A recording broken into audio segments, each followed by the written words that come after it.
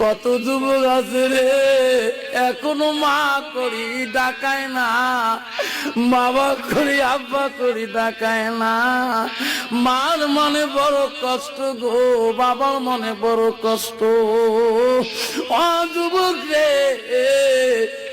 আজকে যে তোর ওই মাটার পা ধরি তুমি কাঁদবা, তোর বাবার পা ধরি কাঁদবা, তোর বাবা কোনদিন অন্তরে কিনা রাখবে না। একবার যদি বাবার পাটা ধরো রে সোনা, তোর বাবা পা ধরতে দিবে না রে, তোর বুকের মধ্যে পান্দা করে নিবে। তোমার মা পা ধরতে দিবে না রে, তোমার মা পাগল হয়ে যাবে।